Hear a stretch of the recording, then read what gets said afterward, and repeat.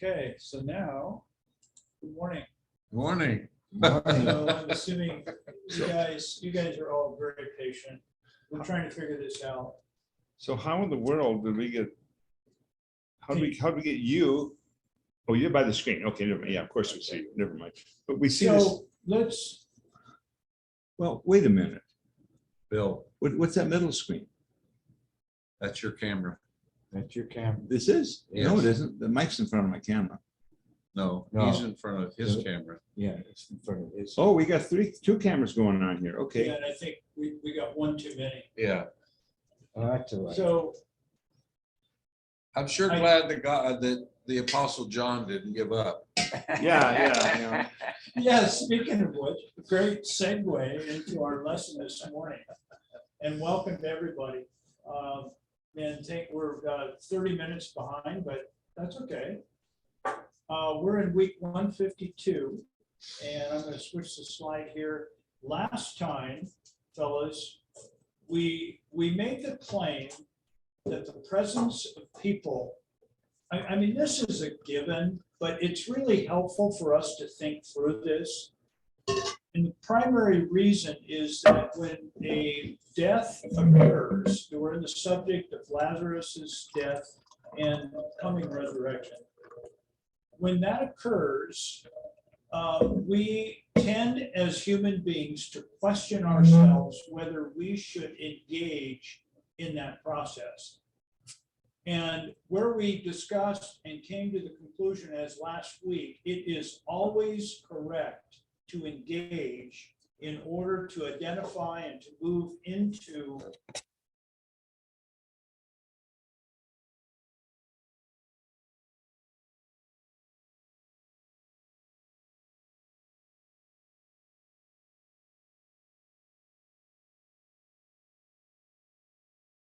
came to as a conclusive statement last week. It's better, it's always better to engage with other people in their grieving process. Just to be present. We don't have to say a thing in that process. And through that is a very, it is a very productive, life-giving experience. This belief is based on the positive power for good in just being present for others as they are suffering their loss. We then brought this idea home to our own experience regarding being present for others. That's what we talked about last week. This week, let's move on in the text. And now we see Mary, sister of Martha, coming to Jesus, and it reads, so when Mary came to the place where Jesus was, she saw him and fell at his feet, saying to him, Lord, if you had been here, if you'd been here, my brother would not have died. Does that sound familiar, fellas? Same question as Martha. Therefore, when Jesus saw her weeping, and the Jews who came with her also weeping, he was deeply moved in spirit and was troubled. And he said, where have you laid him? And they said to him, Lord, come and see. And then the shortest verse in the Bible, we're all aware, Jesus wept. So the Jews were saying, see how he loved him, but some of them said, could this man who had opened the eyes of the man who was blind not have also kept this man from dying? So there's the question. That's what we're text started this week. And I'm assuming everybody can hear. I'm not getting any feedback from the screen, so I'm not real sure. Yeah, they put their Yeah, thumbs but up. thumbs up. Okay. First verse 32, Mary came to the place where Jesus was, and she saw him and fell at his feet, and saying, Lord, if you had been here, my brother would not have died. Okay, that echoes word for word what her sister just said, as this statement says. Mary brings to Jesus the same question as her sister. In addition, the others who came from Jerusalem who are accompanying her, they express the same opinion at the last verse of this section. So this, we've got to assume this is a common conversation that they have had as a group about Jesus's lack of presence and what could have happened. You know, what could have happened. This is so human and so part of our experience. The reason behind all this is that there exists, and I'm making a proposal to you, a comprehensive, meaning full, expansive perspective that at this type of occasion, a death of a loved one, everything is lost. I use this term, all is lost. Everything's lost. There is little doubt that the mourning group, which consists of Mary, Martha, and the people from Jerusalem, there is little doubt in my mind that the proposed ideas and what if scenarios were present in that house during this time of loss. It's only common for us as people to sit around. We try to solve what happened, why Lazarus died, although some of us have the wisdom not to go down that bunny trail. But there's no doubt that what if questions were coming up. I think that highly influenced the two sisters as they came to Jesus. They asked the same question, reflected by the group from Jerusalem. So this was part of the buzz. Jesus, if you only would have been here, this wouldn't have happened. Okay, that's the idea behind this whole thing. The unforgiving barrier of death has been crossed. There's no doubt. Lazarus is dead. And that is an unforgiving barrier. There is no return from this barrier from the perspective of the group. From their collective, there it is, collective perspective, prevention was the only hope. The only way through and out of or through this, that wouldn't have been through, out of this situation is Jesus, you should have been here. And that's the feeling that's going on underlying this whole interaction. Thus, a very human statement occurs. Lord, if you'd been here, my brother would not have died. Okay, this is so important. This stems from the universal need to blame. Whenever there is a conflict, and this is, we're going to dive into this, you're going to hear a lot about this, and it really fits with what we've already talked about, maybe using a little bit different language. But part of being human is to attach somewhere what makes me uncomfortable. The conflict, we've got to find some place, some reason, some person, some object in order to attach my feeling of discomfort. Blame. We call it blame.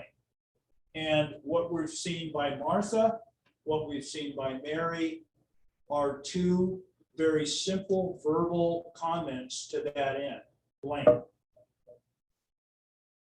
If somebody raises their hands, guys, you're going to have to tell me because I don't have that here. That's, By the way, they can't see us. what's that? They can't see us. They can't see us. They can't see us. No, the camera, you have two cameras pointing forward. Mine and yours are both pointing to the screen. Okay, we'll have to work on that next week. Okay, therefore, when Jesus saw her weeping, and the Jews who came with her also weeping, he was deeply moved in his spirit, and he was troubled. Okay, this is what this is really fascinating. And as my comment says, I really got into this. There's pages written about this. And there's lots of different opinions. And the controversy lies around what was Jesus feeling and demonstrating during this time. Phileo. Love. That's one opinion. What was it? Yeah. Phileo. Which, okay, talk about phileo is a type of love, but describe what's behind that. David. A brotherly, compassionate love for his friend. And the man, Jesus, understood the significance of that friend being gone. And at the same time, God, Jesus, was about to move and change and flip the whole scenario. It's another one of those fascinating things where you have this God man working in both realms. And it just, Thus pages. yeah, I mean, how do we understand this? well, we don't, we just accept it. Yeah, why Uh, would, later he'll weep. Why would he weep if he knows he's gonna raise Lazarus? So that's an interesting dilemma. Well, I think that was the human, was David. Yeah, said. that he's got it right, he's. Yeah. You're nailing it right on the head. It's just, we're trying as people to understand this through the perspective of a God man. How do we look So at it? is it a holy schizophrenia or what is it? All right. He's well, not schizophrenic. No, I know, but I mean, the point is, but he's living in two worlds. So I milled this thing around a little bit, not that I've got the definitive answer by any means. Dave, it's kind of like a bullseye. And I think we're all in the center, and let's say it's a big bullseye. And you're over here and I'm over here and over here, but we're all in there. And we have a similar grouping in our attempts. But the exact nuance, I don't know. I don't know if we'll ever know. Yeah. Well, the question is why he's weeping is interesting. Either he's assimilating with their humanity and weeping the loss, or he's weeping because he knows they don't get it yet. Okay, I think that's augmented to what David was saying. Yeah. Because he's weeping because you don't know what I know. And I Right. identify with you. Now, we do know that Jesus is pretty much wrapping up his public ministry. And time after time, during all of these sessions we've looked at Jesus interact with people, and people have a difficulty receiving what he is saying. There is, in some cases, great, some cases not so great. The biggest pushback are the religious people, Can I add a third dimension? for sure. I think this is prophetic.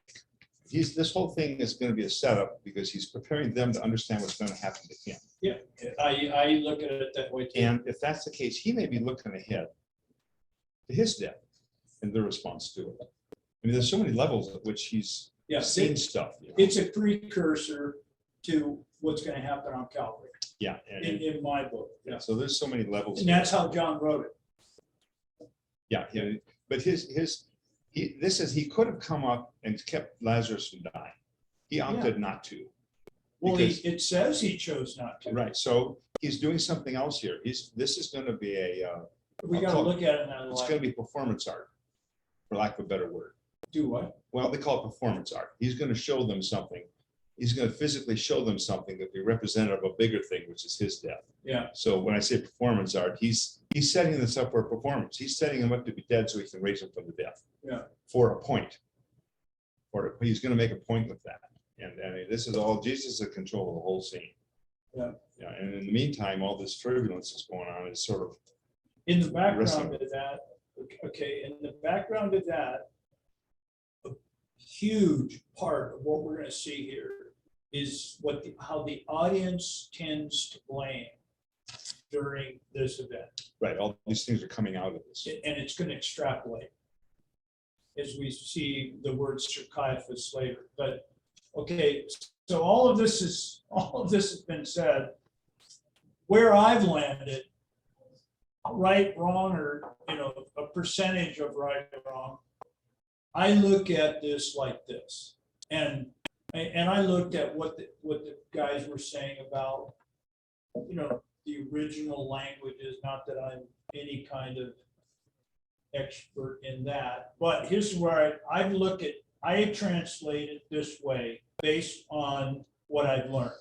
You know, I didn't do this, but somebody in my readings, this is where I went. I read it, verse 33, like this. When Jesus saw her weeping, and the Jews who had come with her weeping, this group of people, he became angry. He actually experienced anger in spirit and very agitated. He was bent out of shape. Is that what the word implies? Yeah, I mean, I didn't just. So I know you, but Yeah, that's I mean, I read lots of it. The controversy lies in people don't like the idea of Jesus getting angry. right, but that's a possibility in the interpretation. Yeah, this, oh my goodness, yes, Okay, this is very, I'm not saying who believes what or this, but this is no oddball kind of thing. This is, the text bears this out. That's what I wanted to ask. But people don't like the idea of stating in the text that Jesus is angry. I have no need to be novel in this, but I think given from his perspective, Dave was talking about the God-man relationship. I think from Jesus's perspective, this is a very legitimate way to look at this. Angry at what? Let me go on. Yeah. This, you and I are so human. Because anger, your assumption there, and you're right on, is that we as humans, when we're angry, someone has to be wrong. We got to attach blame. Thus, the problem. But Jesus is angry. Jesus is angry. Well, let's see what he does with it. It's my opinion that Jesus is expressing anger through his encounter with the convoluted human condition as being demonstrated within the grief zone. He's seeing what has happened. He has spoken promise, but he sees the pain and the sorrow and the difficulties that these humans whom he loves is experiencing. And it is, from my perspective, creating a sense of anger in him. Okay. Now, here's my little note. When you see a little note in yellow, it's kind of a side thought. Okay, here we got the resurrection and the life is standing right before him. But the humans continue to choose chaos, resulting in pain. That was a succinct thought in my head. Right? What do you Go ahead, and when you're done, I have a comment. Okay. I'm going to look at one more idea, then I'm going to. Okay. So here's a graphic of what I just said, and this slide is from last week. A death has occurred, a death event, horrible, terrible thing. As a human being, it is the major barrier. We enter into the grief zone different ways. There's conversations. We try to fix it. We try to explain it. We identify along with it. We enter into it to some degree. It's very difficult. And all that is, we talked about from this prior slide. And then my comment on this from last week, here Jesus demonstrates anger, but notice, Bill, Mike, he doesn't attach his anger to an object. That is critical. We humans attach anger to what's he mad at? You said it.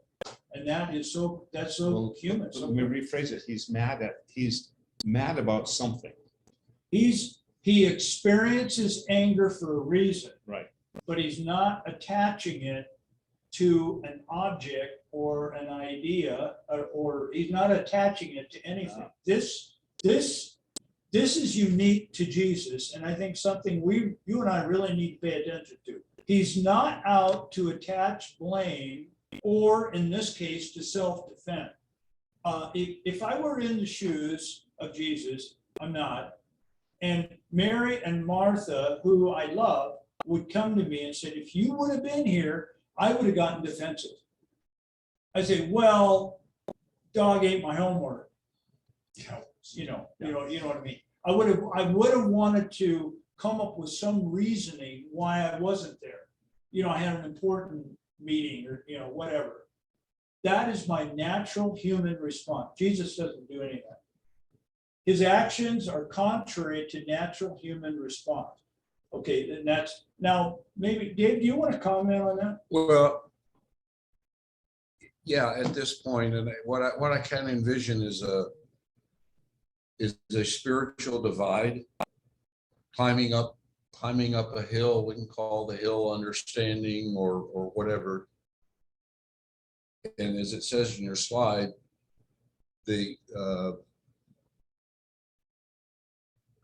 where'd you say the answer is standing right in front of them? Yeah, that's in the prior slide.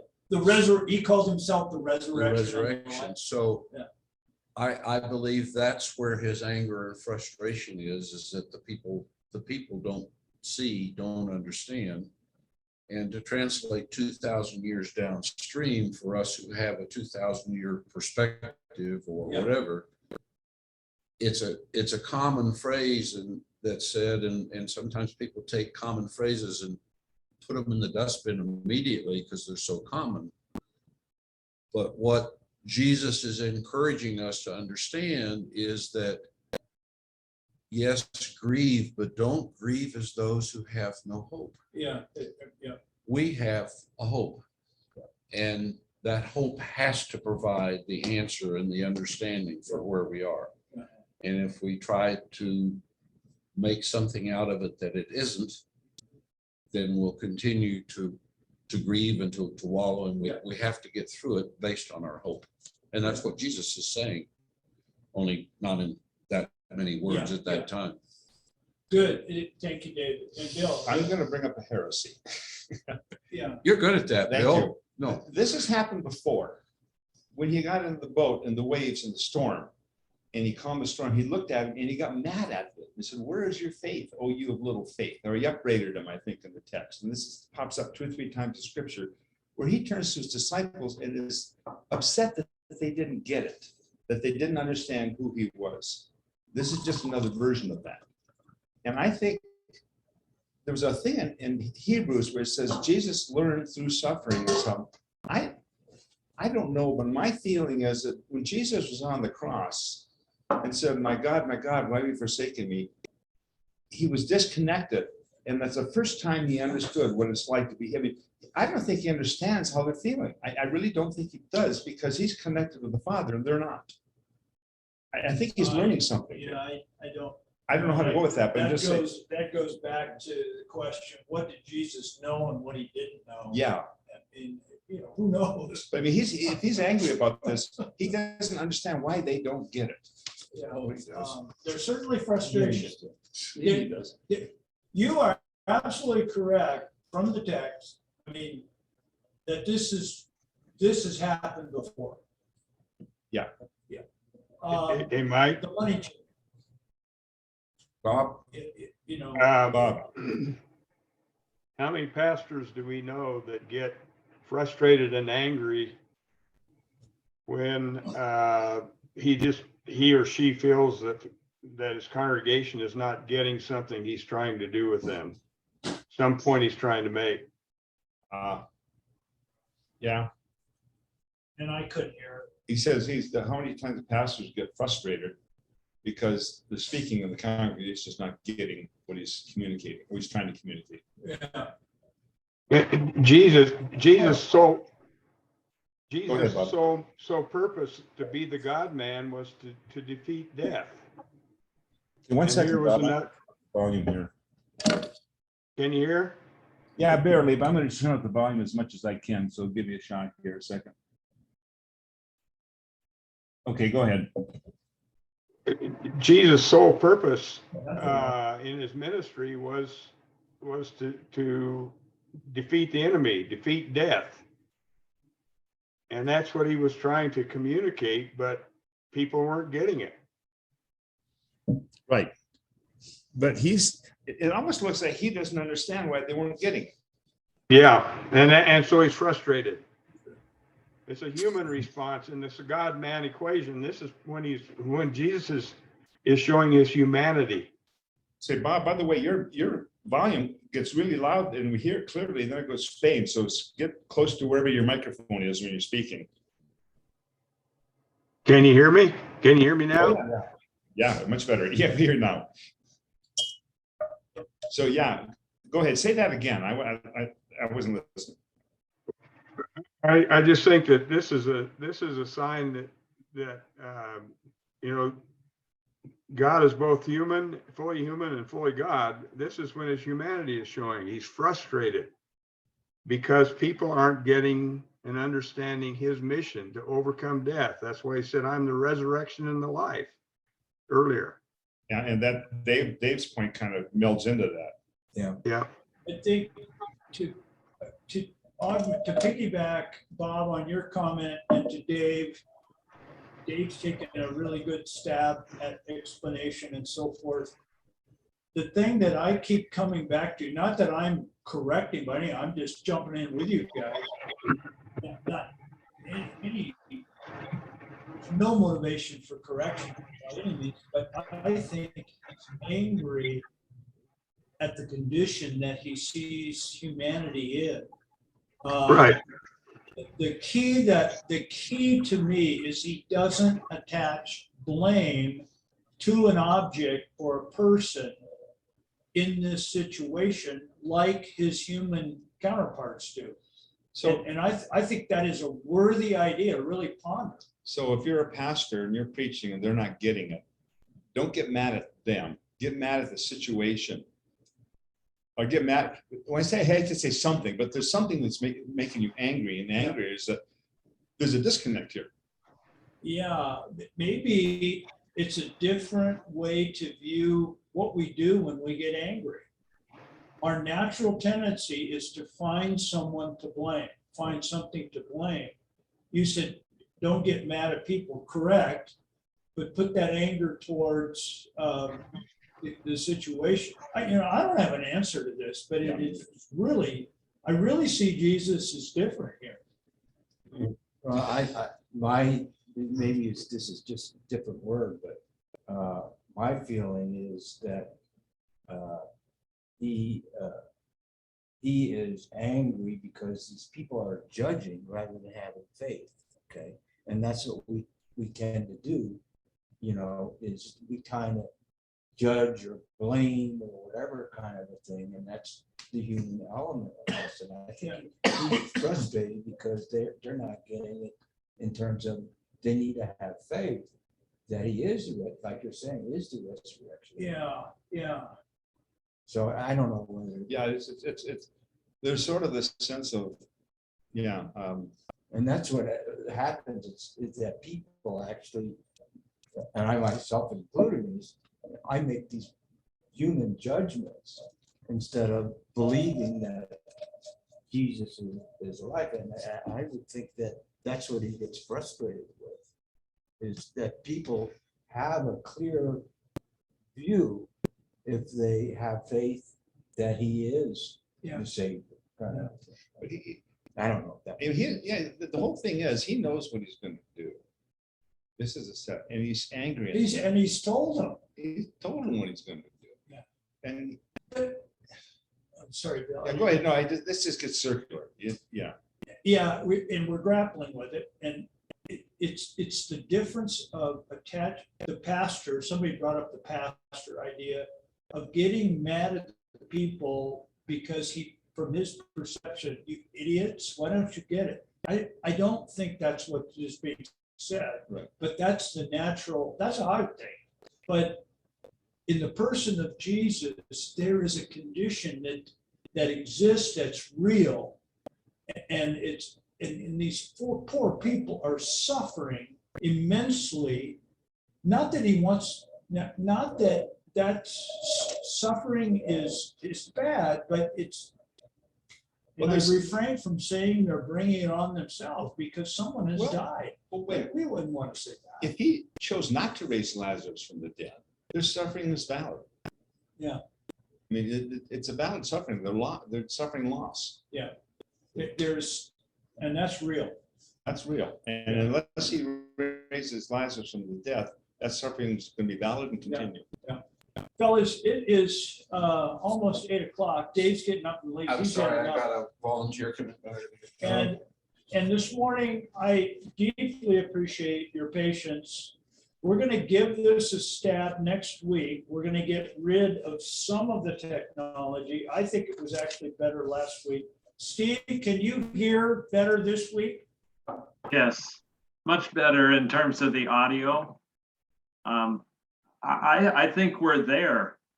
I think we are too. Well, no, I'm not there because I can't see you. Well, Oh. flip the camera on your iPad.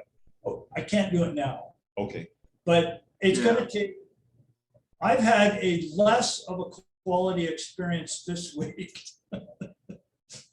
with the presentation, and we're gonna work on that next week. I can't see you and I need to see you. But I mean, you can see them from this side. Yeah, We can see them. We're Yeah. having a better quality. and we'll message. figure that Yeah, out. okay.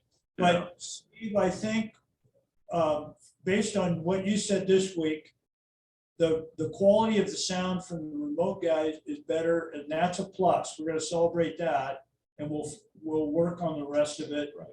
It's 8 o'clock. Have a good week. We'll do this again next week. Bye for now. Bye, All guys. right, thank you, guys. So long. Are we disconnected now? Yeah, I'm gonna disconnect. Okay, let me have a few comments on this. I think there's a disconnect in our communication here. And Okay, last